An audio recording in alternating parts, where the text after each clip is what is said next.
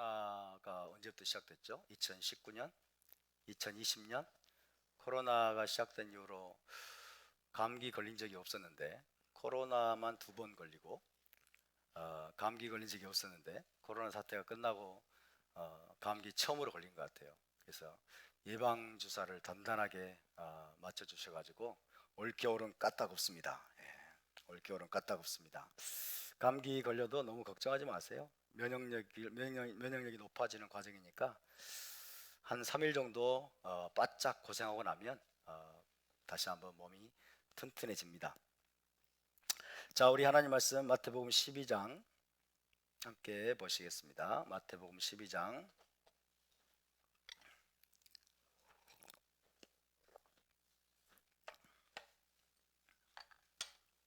14절부터 21절까지 12장 14절부터 21절까지 한 절씩 교독하겠습니다.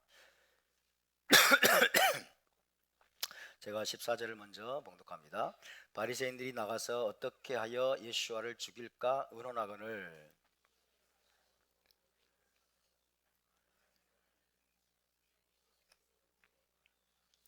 자기를 나타내지 말라 경고하셨으니 보라, 내가 택한 종 곧 내 마음에 기뻐하는 바 내가 사랑하는 자로다. 내가 내 영을 그에게 줄 터이니 그가 심판을 이방에 알게 하리라.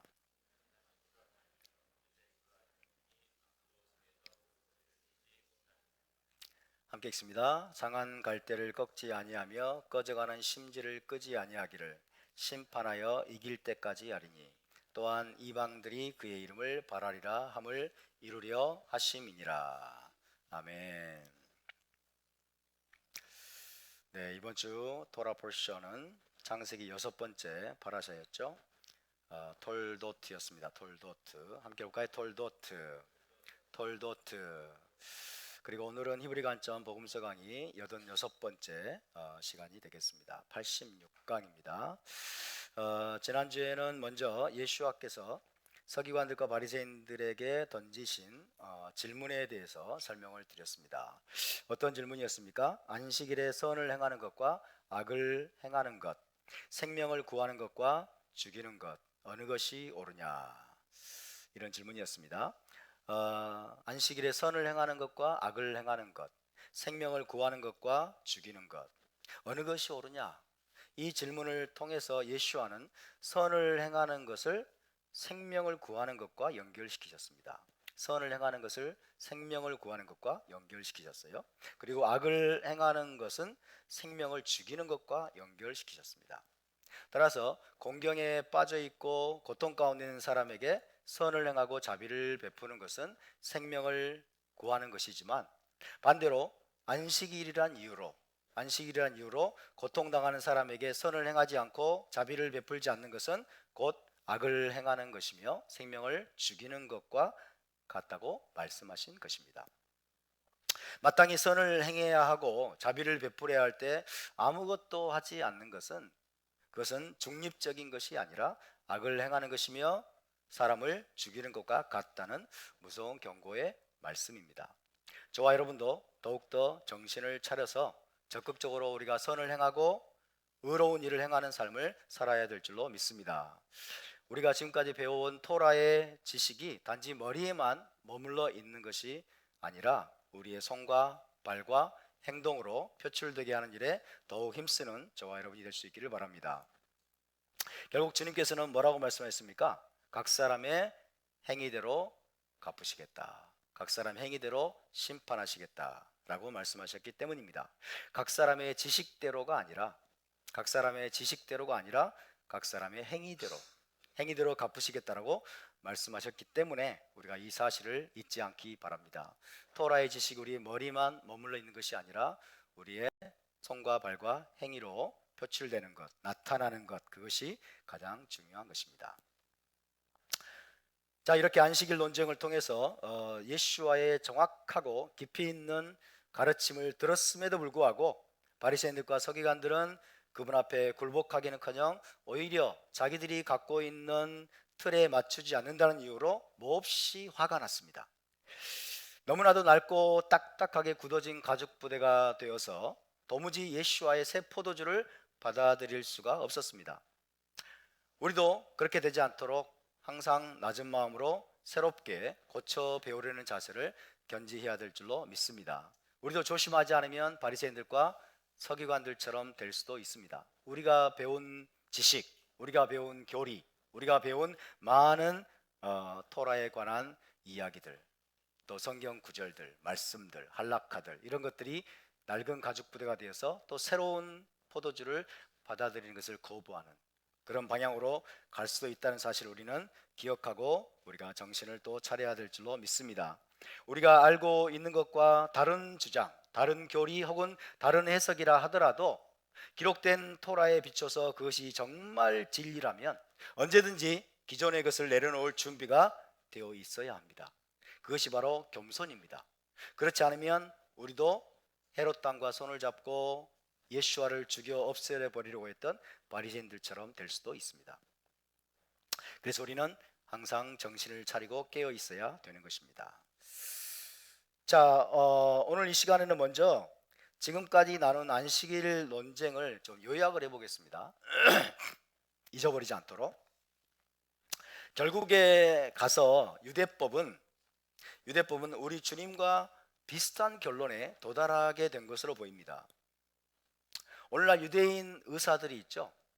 미국의 유대인 의사들이 굉장히 많습니다. 이스라엘도 마찬가지고 영국에도 마찬가지고 유대인 의사들이 많이 있는데요. 오늘날 이 유대인 의사들은 샤밧날에 근무조로 편성이 되는 경우가 있어요. 샤밧날에 근무조로 편성이 될 경우에 일을 해야 되죠. 일을 해야 되는데 아무도 그들에게 샤밧에 해서는 안 되는 일을 하는 거 아니냐라는 의문을 제기하지 않습니다. 의사들이 불가피하게 근무조에 걸려서 일을 해야 되는 경우에 있어서는 샤밧에 해서는 안 되는 일을 하느냐라고 의구심 어린 눈으로 그들을 감시하지 않는다는 것입니다. 그 일이 꼭 위태로운 생명을 살리기 위해서 필요한 거야? 라고 따지지도 않는다는 거예요. 이론적으로 볼 때 의사가 근무할 때는 항상 생명을 구할 가능성이 있죠. 하지만 유대법은 이제 생명이 위협받는 경우든 아니든 유대인 의사가 모든 의학적인 절차를 행하는 것을 허용하고 있습니다. 그가 생명을 구할 잠재력을 가지고 근무하기만 하면 충분히 샤밧의 금지 명령을 어기는 것이 정당화될 수 있다고 보기 때문입니다. 예수와의 입장과 많이 비슷해졌죠. 예수와의 입장과 상당히 지금 비슷해져 있는 것을 볼 수 있습니다. 예수와는 항상 오르십니다. 할렐루야. 진리라면 여러분, 예수와의 말씀이 진리고 우리가 믿고 있는 것이 진리라면 지금 당장은 많은 사람들이 받아들이지 않는다고 할지라도 시간이 지날수록 진리는 점점 회복되는 것을 믿으시기 바랍니다. 1세기 당시에 유대인들이 예수와의 입장과 다른 입장을 고수하면서 예수와를 죽여 없애려고까지 했지만은 지금 현재 유대인 공동체는 지금 예수와께서 가지고 계셨던, 해석해 주셨던 바로 그 방향으로 나아가고 있었다는 겁니다. 예수와를 보내신 하나님을 찬양합니다. 우리가 예수와의 가르침으로부터 배울 수 있다는 것이 큰 축복임을 믿습니다.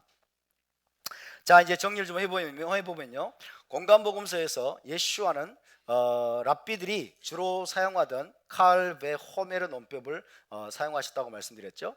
가벼운 것에서 무거운 것으로 논지를 전개하는 어법입니다. 칼 베 호메르 논법을 사용하셔서 샤밧에 치유를 행할 수 있다라고 주장을 하셨습니다.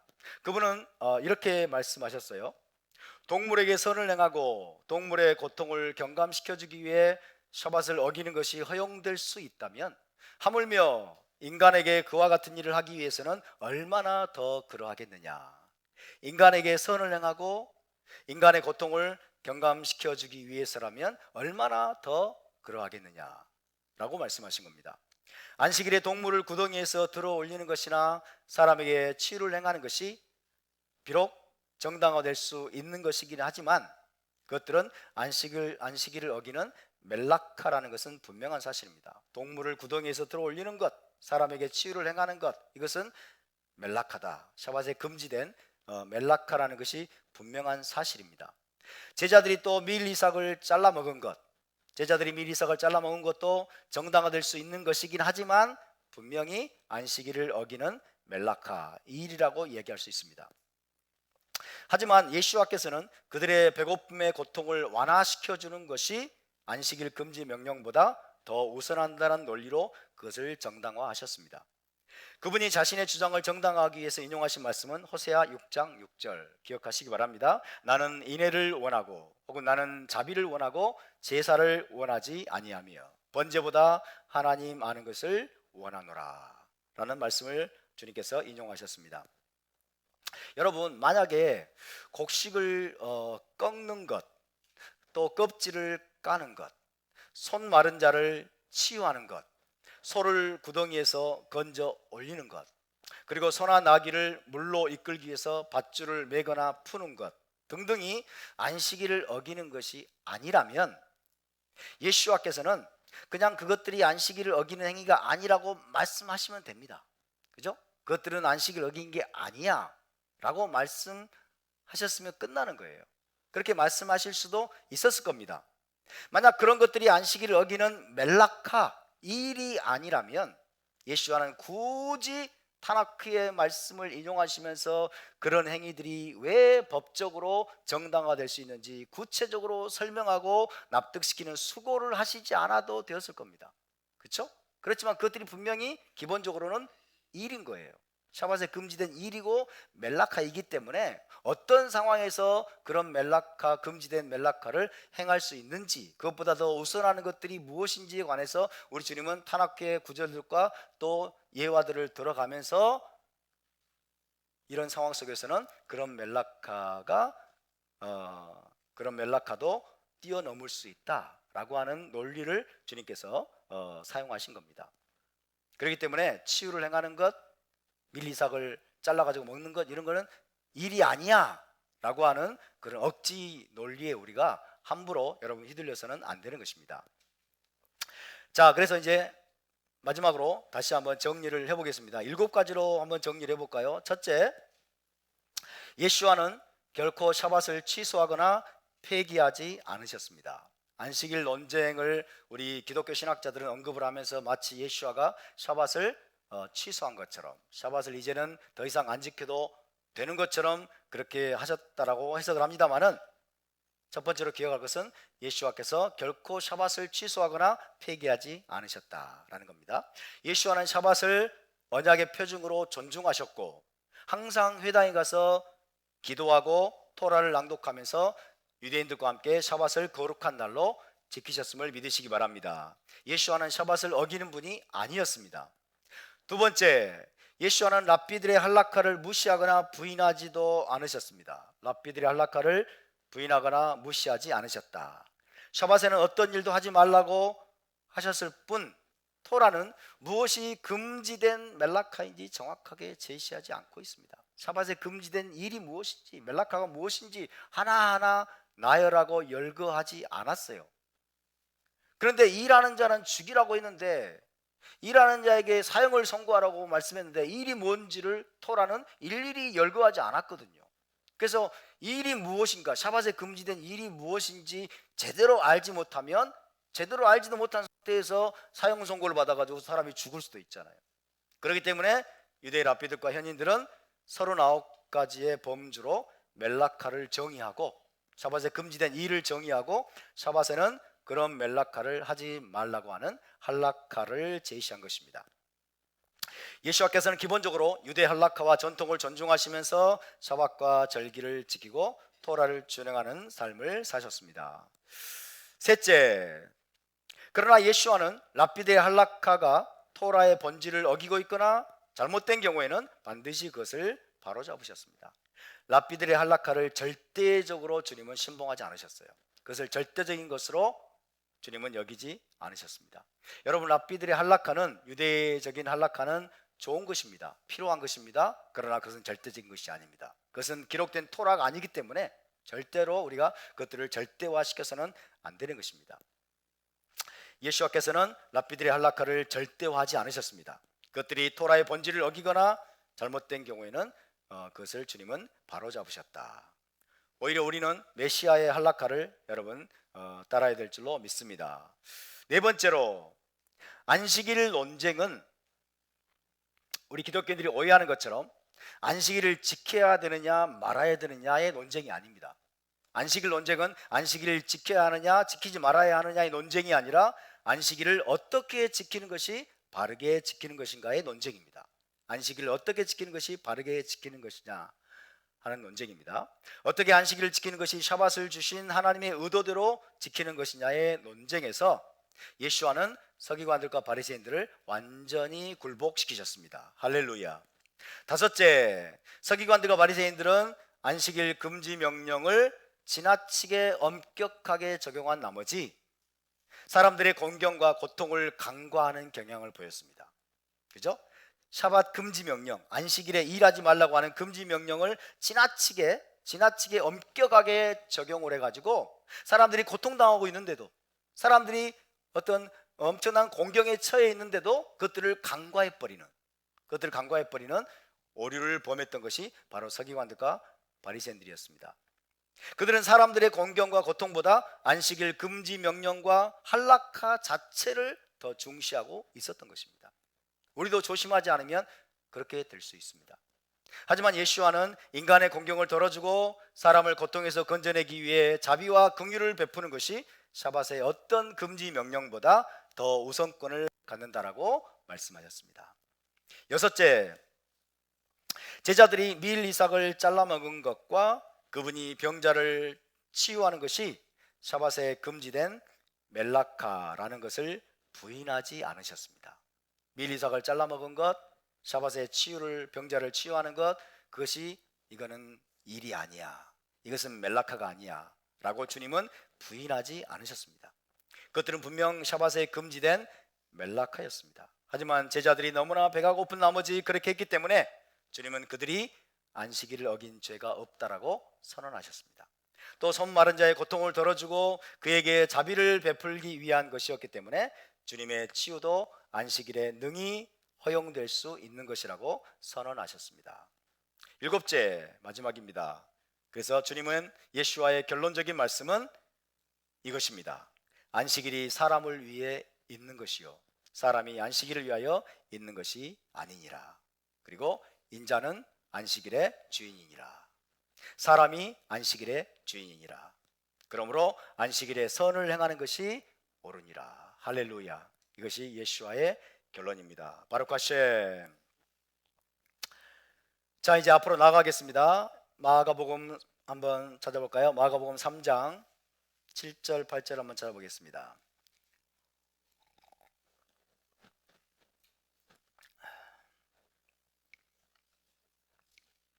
마가복음 3장 7절에서 8절을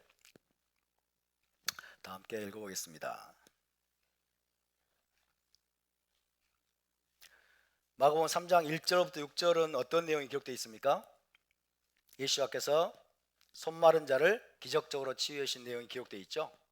그 바로 뒤에 말씀이 7절 8절이죠. 7절 8절 시작. 예수께서 제자들과 함께 바다로 물러가시니 갈릴리에서 큰 무리가 따르며 유대와 예루살렘과 이두메와 요단강 건너편과 또 두로와 시돈 근처에서 많은 무리가 그가 하신 큰 일을 듣고 나오는지라. 아멘. 회당에서 한쪽 손 마른 자를 주님께서 기적적으로 치유하셨습니다. 안식일 논쟁에서 예수께서는 갈릴리 지역의 바리새인들을 분노하게 만들었습니다. 그들은 나사렛의 젊은 선지자 예수아가 선을 넘었다라고 얘기했습니다. 바리새인들, 갈릴리의 바리새인들, 서기관들은 나사렛 출신의 이 젊은 선지자, 젊은 랍비 예수아가 선을 넘었다라고 여겼습니다. 또 그들은 예수아가 군중들 사이에서 점점 더 큰 인기를 얻고 있는 것을 두려워했습니다. 그래서 그들은 비밀리에 지난주에 말씀드린 것처럼 헤롯 왕과 접촉을 했습니다. 비밀리에 헤롯 왕과 접촉해서 예수아를 죽여 없앨 계획을 세우기 시작했습니다. 쉽게 말해서 헤롯 안티파스의 왕궁 관리로 일하고 있던 유대인들, 이들이 헤롯 왕이에요. 헤롯 안티파스의 왕궁 관리로 일하고 있던 유대인들과 만나서 음모를 꾸미기 시작한 것입니다. 바리새인들은 헤롯 안티파스의 권력을 이용해서 예수아를 제거하고자 했습니다.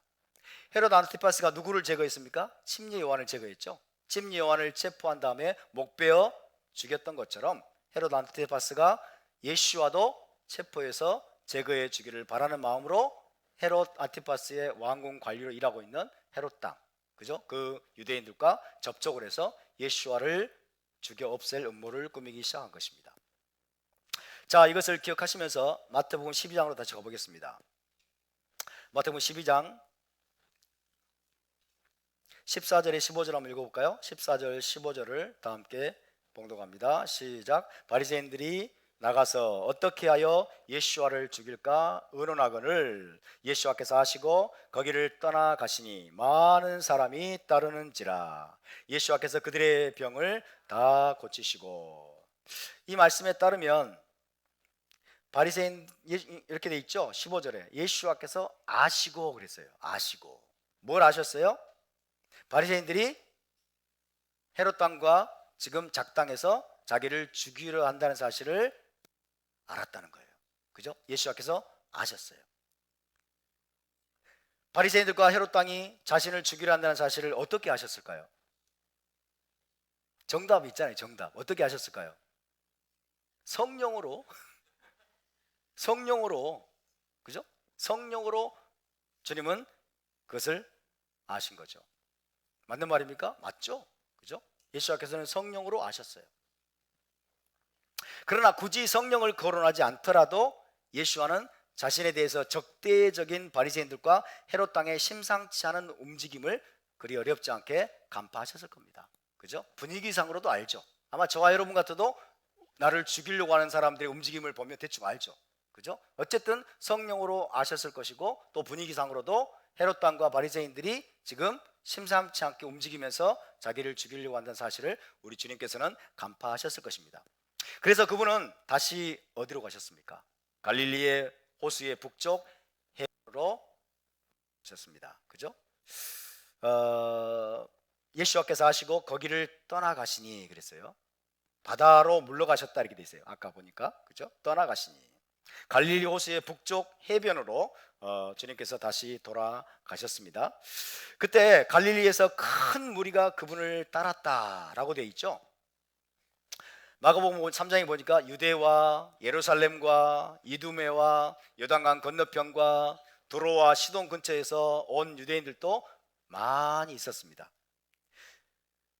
그 무리들 가운데는 예수와의 제자가 되고자 하는 사람도 물론 있었겠지만 대부분은 어떤 사람들일까요? 치유받으려고 하는 사람들. 대부분은 질병의 치유를 받기 위해서 찾아온 사람들이었습니다. 다시 마가복음 3장 가봅시다. 마가복음 3장 9절에서 10절을 보겠습니다. 자, 동일한 본문인데 조금 다르게 표현되어 있어서 자꾸 제가 찾아보는 겁니다. 마가복음 3장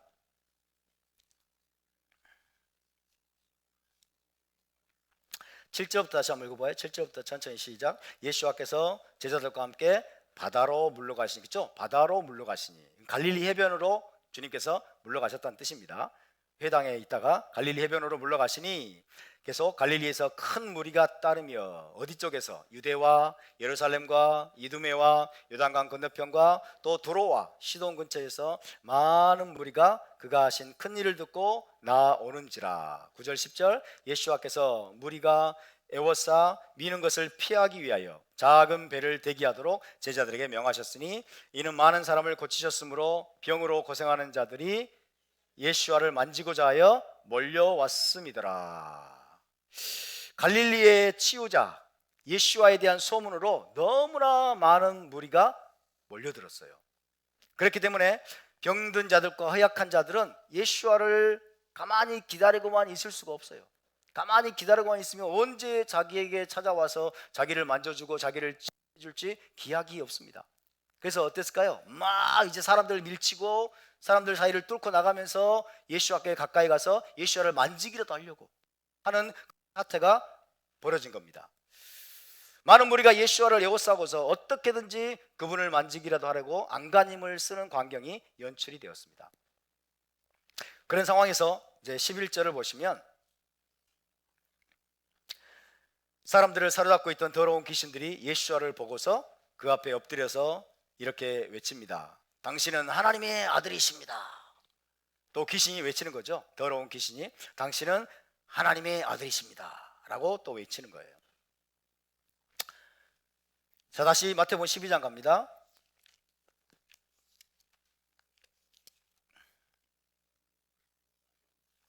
마태복음 12장으로 와서 15절 16절을 다 함께 읽어보겠습니다. 15절 16절 시작. 예수께서 아시고 거기를 떠나가시니 많은 사람이 따르는지라. 예수께서 그들의 병을 다 고치시고 이를 나타내지 말라 경고하셨으니.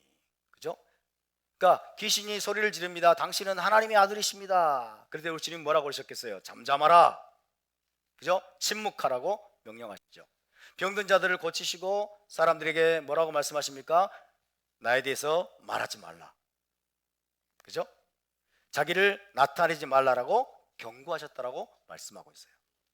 예수께서는 자기를 찾아온 병자들을 다 고쳐주시고 또 귀신들을 쫓아내셨습니다. 그런 다음에 주님은 그들에게 자기를 나타내지 말라고 당부하셨습니다. 진심이었을까요? 페이크였을까요? 그냥 립서비스였겠죠. 이렇게 생각할 수도 있잖아요. 그죠? 진심이었습니다. 자기를 나타내지 말라. 나에 대해서 이야기하지 말라. 무슨 말일까요? 누가 너를 고쳤느냐라고 물어보거든 갈릴리 나사렛 예수와께서 나를 고쳐주셨습니다 라고 말하지 말라는 거예요. 아니, 말을 해야 더 많은 병자들이 고침받고 자유케 되고 샬롬을 회복할 거 아닙니까? 이렇게 생각할 수도 있잖아요. 그런데 예수께서는 자기를 나타내지 말라고 당부를 하셨어요. 나에 대해서 이야기하지 말아라. 내가 너를 고쳐줬다라고 아무에게도 말하지 말아라 라고 주님께서 말씀하셨던 뜻입니다.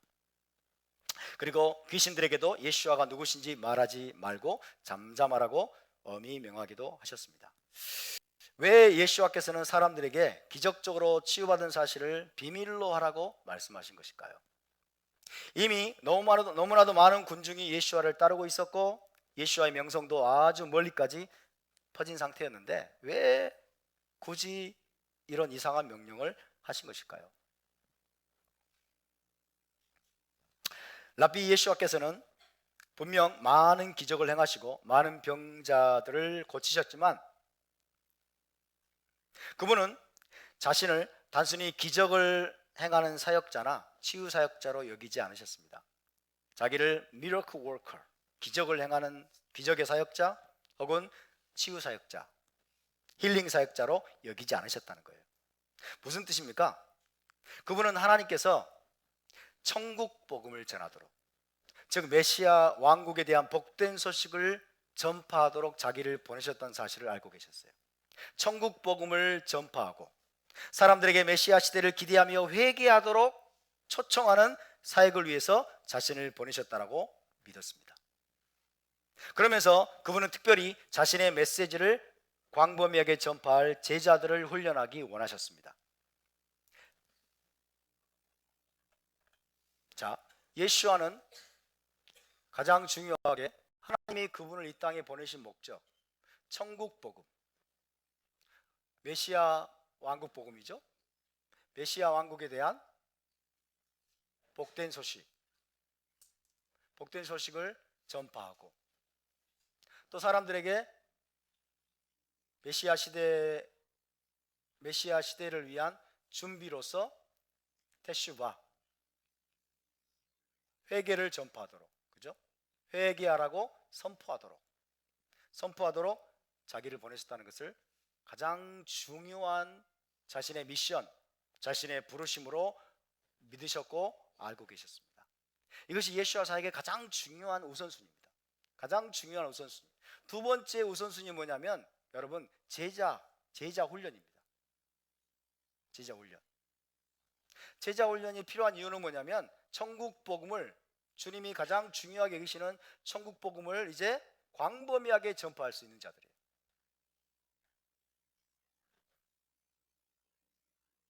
광범위하게 전파할 제자들을 세우는 것, 제자들을 훈련하는 것, 이것이 예수와의 두 번째 우선순위였어요.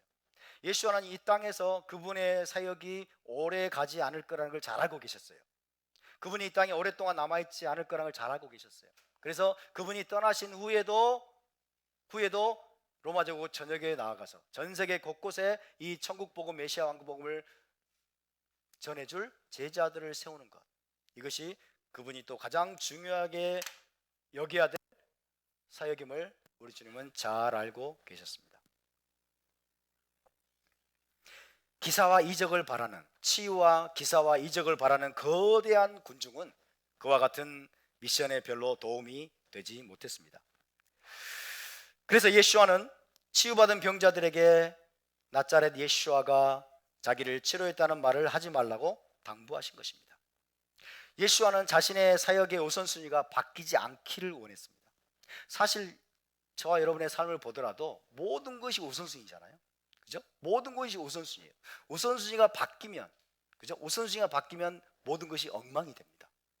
좋은 것이지만 여러분, 우선순위의 자리에 있지 말아야 될 것이 우선순위의 자리에 올라가면 모든 것이 엉망이 돼버려요. 이만큼 우선순위가 중요한 것입니다. 예수와는 자신의 사역의 우선순위가 바뀌지 않기를 원하셨어요. 병자들을 고치고 귀신들을 쫓아내는 사역은 꼭 필요한 사역이었어요. 실제로 주님은 많은 병자들을 고쳐주셨습니다. 자기에게 찾아오는 병자들을 주님은 거절한 적이 없죠. 다 고쳐주셨어요. 그죠? 귀신들을 쫓아내시고 또 때는 기적을 행하기도 하셨어요. 오병이의 기적을 행하기도 하시고, 그죠? 바다 위를 걷기도 하시고, 주님은 기적을 행하기도 하셨습니다. 그렇지만 자칫 예수와 사역의 초점을 흐릴 우려가 있었습니다. 그런 사역들이 예수와 사역의 초점을 흐릴 우려가 있었어요. 조심하지 않으면 그런 것들로 인해서 자신의 사역의 초점이 흐려질 수 있다는 걸 주님은 잘 알고 계셨습니다. 뿐만 아니라 당시의 갈릴리 지역은 혁명의 칼날 위를 걷고 있었어요. 당시의 갈릴리 지역은 굉장히 위험한 지역이었습니다. 열심당과 혁명주의자들이 갈릴리를 중심으로 활동을 하고 있었기 때문에 자칫하면 그들이 예수와 주의로 한꺼번에 몰려들 우려가 있었습니다. 그래서 예수와의 의도와 상관없이 폭동이나 반란이 발생하게 되면 예수와께서 하셔야 될 중요한 일들을 전부 다 가로막힐 가능성이 있었습니다. 그와 같은 정치적인 분위기 속에서 거대한 군중을 그분이 계속적으로 끌어모으는 것은 곧 체포로 또 이어질 수도 있었죠. 예수와는 헤롯 안티파스에게 체포되어서 지하 감옥에 갇히는 일에는 아무 관심이 없으셨습니다. 주님은 시민 봉기나 반란을 주도할 의도가 전혀 없으셨어요. 예수와는 정치적인 행동가로 오신 분이 아닙니다. 오직 예수와의 초점은 당시의 유대인들을 향해서 천국 복음, 즉 메시아 왕국 복음을 전파하면서 그들을 회개케 하는 것과 천국 복음을 온 세상에 전파할 제자들을 훈련하고 양성하는 것이었습니다. 그런 다음 때가 되었을 때 이제 인류의 죄를 짊어지고 대속제물로 죽으시는 것이 예수와께서 이 땅에 오신 목적이었음을 기억할 수 있기를 바랍니다. 바로 그와 같은 일이 방해받지 않도록, 그리고 그분의 사역의 초점과 우선순위가 흐려지지 않도록 치유받은 병자들에게 자신에 대해서 아무에게도 알리지 말라라고 말씀하신 것으로 우리가 이해할 수가 있겠습니다. 이해되시면 아멘. 이 우선순위를 우리가 잊지 않기를 바랍니다. 오늘날 교회들도 우선순위를 잃어버린 교회들이 너무나 많아요. 정말 비본질적인 것들이, 가장 중요한 우선순위가 아닌 것들이 가운데로 들어와 가지고 여러분 가장 중요한 우선순위인 것처럼 되어버린, 그 정말로 중요한 사역을 놓쳐버리고 있는 그런 교회들이 얼마나 많은지 모릅니다. 우리가 가장 중요한 우선순위로 삼아야 될 것이 바로 이것인 줄로 믿습니다. 우리는 토라와 메시아 왕국 복음을 전해야 될 줄로 믿습니다. 그리고 제자들을 세워야 되는 것입니다. 저와 여러분이 제자로 일어날 수 있기를 바라고, 우리의 다음 세대가 예수와의 제자로 일어날 수 있기를 바랍니다. 여러분, 1세기 예수와 당시에는요, 혁명을 꿈꾸는 열심당 운동이 너무나 광범위하게 퍼져 있었습니다. 그래서 역사가 요세푸스는 열심당을 유대교의 네 번째 분파로 간주하기까지 했습니다. 열심당이 유대교의 네 번째 분파다. 가장 주요한 분파 한번 우리가 해볼까요? 첫 번째 바리새파, 두 번째 사두개파, 세 번째 에세네파, 그리고 네 번째가 열심당이라고 요세푸스가 그렇게 분류를 했어요. 그 정도로 열심당 운동이 굉장히 활성화되어 있었습니다. 열심당은 어떤 사람들일까요? 열심당은 신학적으로는 바리새파에 동의했습니다. 신학적으로는 바리새파와의 신학과 거의 비슷했습니다. 하지만 정치적으로는 로마의 통치를 거부하고 테러리즘을 옹호했습니다. 신학적으로는 바리새파와 거의 동일했지만 정치적으로는 로마의 통치를 거부하고 테러리즘을 옹호한, 말하자면 유대인 테러 단체입니다. 유대인 테러 단체. 이슬람 테러 단체는 하마스죠. 그리고 헤즈볼라, 무슬림 형제단, 탈레반. 이게 이슬람 테러 단체라면 1세기 유대인 테러 단체가 바로 열심당이에요. 열심당. 그래서 이들은, 열심당은 로마와 협력하는 자들의 암살을 시도했습니다. 로마와 협력하는 유대인 요인들, 그죠?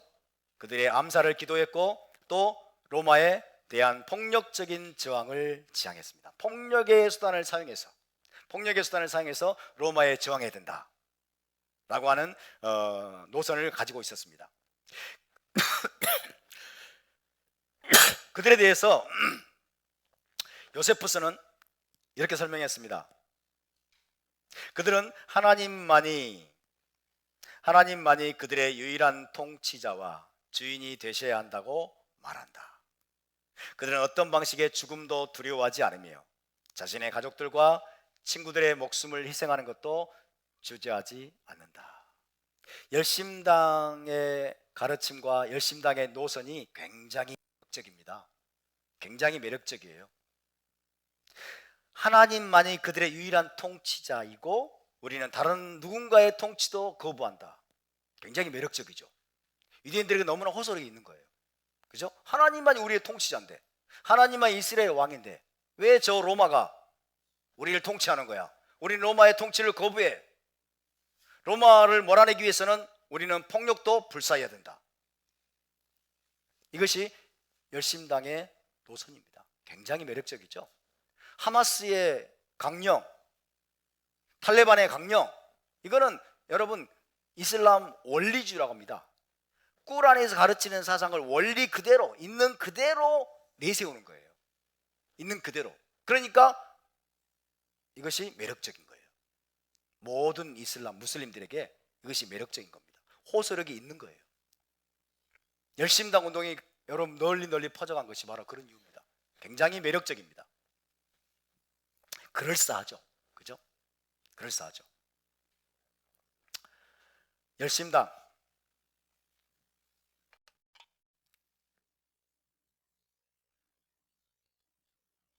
열심당이 참 맞는 말인지 모르겠어. 열심당은 영어로는 젤롯이라고 하죠. 젤롯.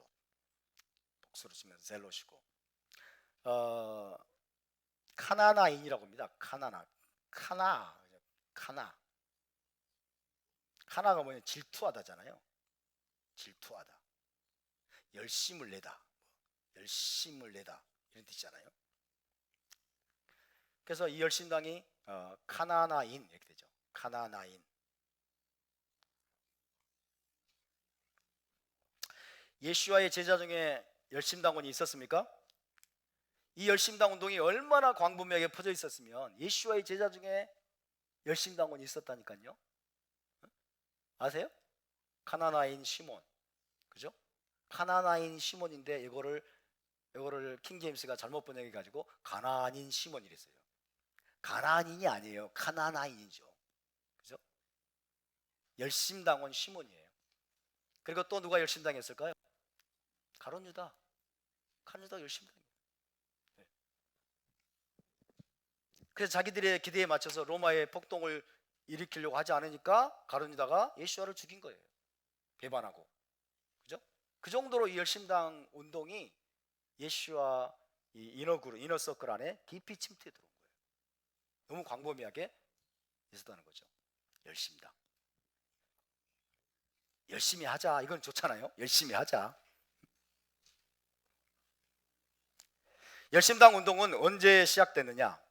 예수와 사역이 시작되기 약 30년쯤 전에 예수와 사역이 시작되기 약 30년쯤 전에 가물라라는 도시에 시작됐어요. 가물라 혹은 뭐 가말라 이렇게 부르기도 합니다. 가물라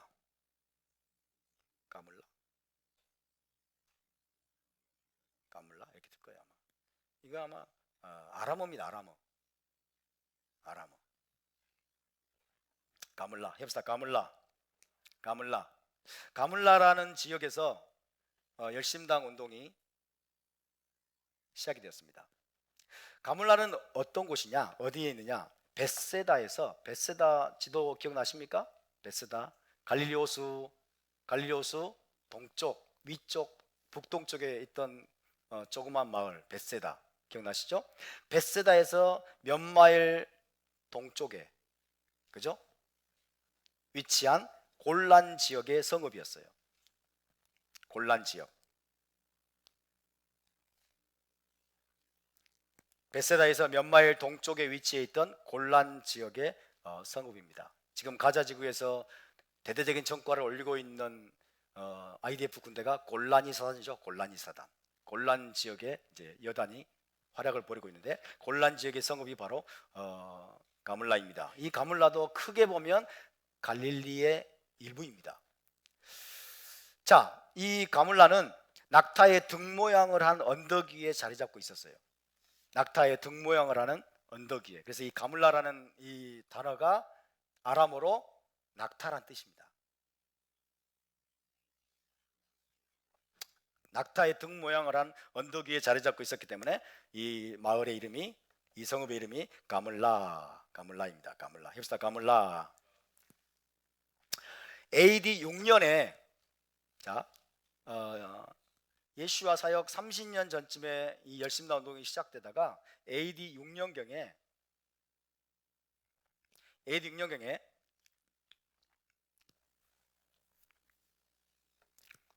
로마가 시리아에 파견한 총독이 있었어요. 로마가 시리아에 파견한 총독 퀴리니우스라는 총독입니다. 로마 총독입니다.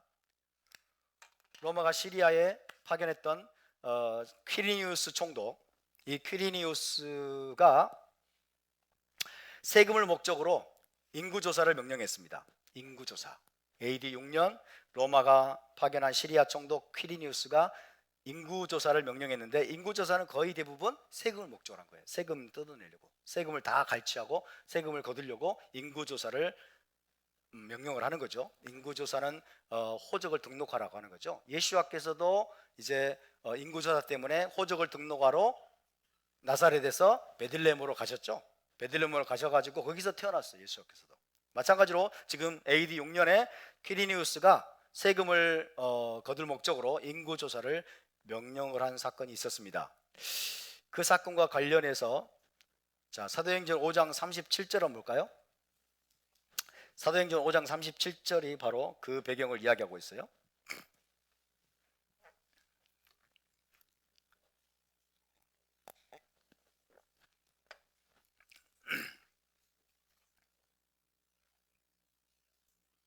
사도행전 5장 37절.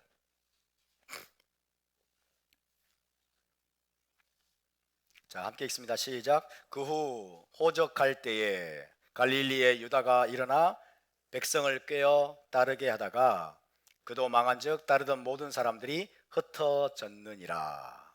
그 후 호적할 때 이렇게 돼 있죠.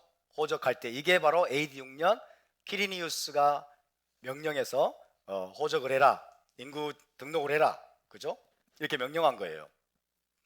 그때 갈릴리 유다가 일어났다고 돼 있죠. 이 갈릴리 유다가 누구일까요? 열심당 리더입니다. 열심당 리더예요.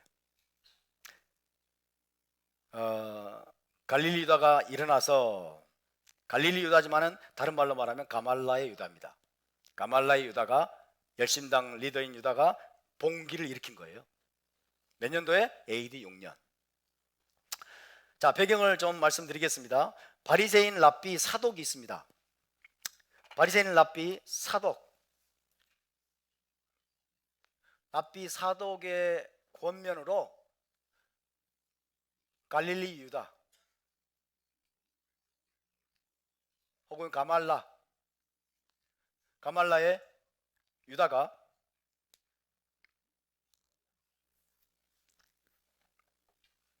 봉기를 일으켰습니다. 바리새인 랍비 사독의 고면으로 갈릴리의 유다, 가말라의 유다가 로마의 저항에서 봉기를 일으켰는데 그때 그 반란이 짧게 끝나버렸어요. 그래서 호적할 때 갈릴리 유다가 일어나서 백성을 꿰어 따르게 하다가 그도 망한즉 금방 끝났다는 거예요. 오래가지 못했어요. 그 반란입니다. 그 반란을 말하는 거예요. 자, 그래서 요세푸스의 글을 또 좀 설명을 드릴게요. 요세푸스가 1세기 유대 역사가입니다.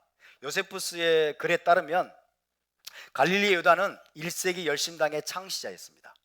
갈릴리 유다, 가말레 유다는 1세기 열심당의 창시자였습니다. 그때 유다가 내세운 슬로건이 있습니다. 열심당의 창시자인 유다가 내세운 슬로건은 한번 적어보세요. 하나님만이 이스라엘을 통치하신다. 하나님만이 이스라엘을 통치하신다. 로마가 아니다. 이거였어요. 하나님만이 이스라엘을 통치하신다. 로마가 아니다. 이게 갈릴리 유다가 내세운 슬로건이었습니다. 맞는 말이죠. 굉장히 맞는 말이고 어떤 면에서는 유대인들의 가슴을, 민족주의적 유대인들의 가슴을 뛰게 하는 말이기도 합니다. 그죠? 하나님만이 이스라엘을 통치하신다. 로마가 아니다. 했습니다. 랍비 사독은 이제 갈릴리 유다의 정신적인 스승이었겠죠. 랍비 사독과 유다는 그래서 이렇게 가르쳤습니다. 만약 모든 유대인들이 연합해서 하나님의 통치에 순복하며 로마의 권력자에 맞서 저항하면 여호와께서 분명히 그들을 도우실 것이다 라고 가르쳤어요.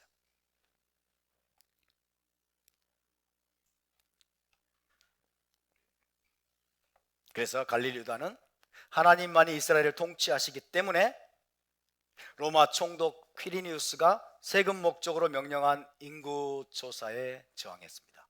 인구조사를 거부했고 유대인들에게 인구조사에 응하지 말아라, 인구조사에 응하지 말고 호적에 등록하지 말라고 유대인들을 부추겼습니다. 만약에 그 인구조사에 응해가지고 로마의 호적에 등록한 사람은 갈릴리 유다의 추종자들에 의해서 집이 불타고 가축이 도난을 당했습니다. 오직 하나님만이 이스라엘의 통치자이시기 때문에 로마의 어떤 세금도 납부해서는 안 된다는 것이 그의 주장이었어요. 맞는 말처럼 보이죠? 그죠?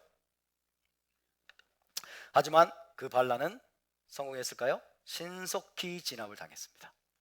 신속히 진압을 당했고 갈릴리 유다가 망하자 그의 추종자들도 뿔뿔이 흩어지고 말았습니다. 갈릴리 유다가 어떻게 죽었다는 기록은 없어요. 근데 갈릴리 유다는 아마 체포돼서 죽임을 당했겠죠. 갈릴리 유다가 망하고 죽고 추종자들도 뿔뿔이 흩어지고 말았습니다. 갈릴리 유다로부터 시작된 열심당 운동, 그리고 열심당 운동이 주도한 유대인 반란, 그것이 AD 70년 이제 제1차 유대인 반란이죠. AD 66년에 이제 유대인 반란이 일어난 걸로 되어 있죠. 어디서부터 유대인 반란이 일어났을까요? 갈릴리입니다. 갈릴리에서 제1차 유대인 반란이 시작된 거예요. 그래서 실패했는데 또다시 제2차 유대인 반란이 일어나요. 또 누가 주도했을까요? 열심당. 열심당의 슬로건은 틀림이 없는 것 같아요. 그죠? 열심당의 슬로건은 맞는 것 같아. 오직 여호와 하나님만이 이스라엘을 통치하신다. 로마가 아니다. 온 유대인이 함께 힘을 모아서 하나님께 순복하고 로마에 저항하면 여호와 하나님 우리를 도우실 것이다. 맞는 말처럼 보이잖아요. 근데 하나님이 안 도우셨네. 왜 안 도우셨을까요? 뭔가 그 슬로건이 문제가 있는 거예요. 그죠? 뭔가 그 슬로건이 문제가 있어. 그건 나중에 말씀드리고, 어쨌든 갈릴리 유다의 이 반란은 신속히 진압을 당했고 그의 추종자들도 뿔뿔이 흩어지고 말았습니다. 하지만 갈릴리 유다가 낳은 열심당 운동은 거기서 끝나지 않았습니다. 그리고 가말라로부터 계속적으로 갈릴리 전역으로 확산되기 시작했습니다. 열심당 운동은 특별히 젊고 이상주의적이고 쉽게 흥분하는 사람들, 갈릴리 사람들이 좀 쉽게 흥분을 잘한다고 그래요. 갈릴리 사람들이 핫헤드, 머리가 좀 뜨거워. 가슴이 뜨거워야 되는데 머리가 뜨거워. 쉽게 흥분을 해. 좀 기질이 그런가 봐요, 갈릴리 사람들이. 그래서 쉽게 흥분하기 좋아하는 이 갈릴리 사람들 사이에서 점점 더 인기를 얻어갔다고 합니다. 특히 젊은이들은 막 그런 것에 흥분하잖아요, 쉽게도요. 젊은이들.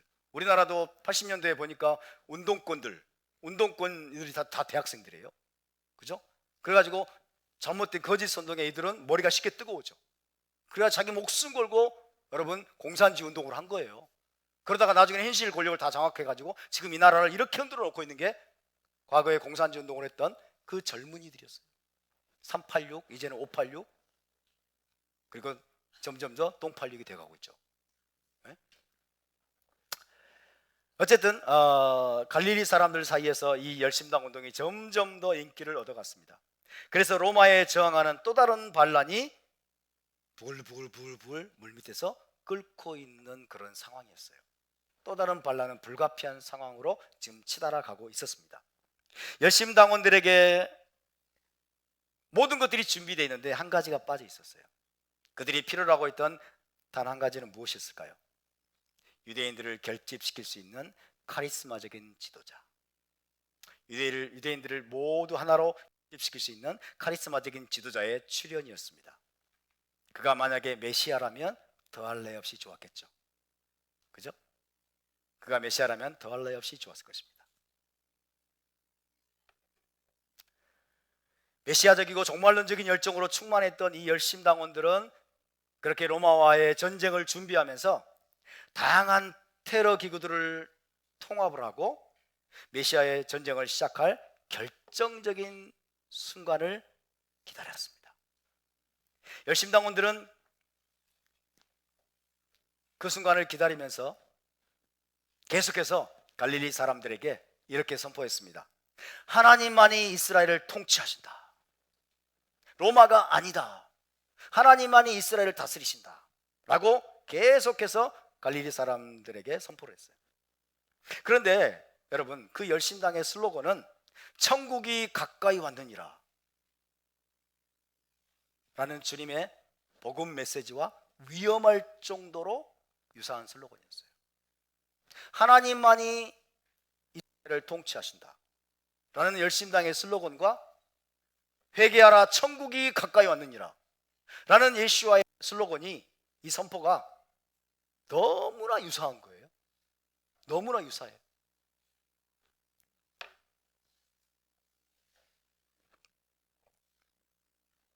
하나님만이 이스라엘을 통치하시는 때가 바로 메시아국이죠.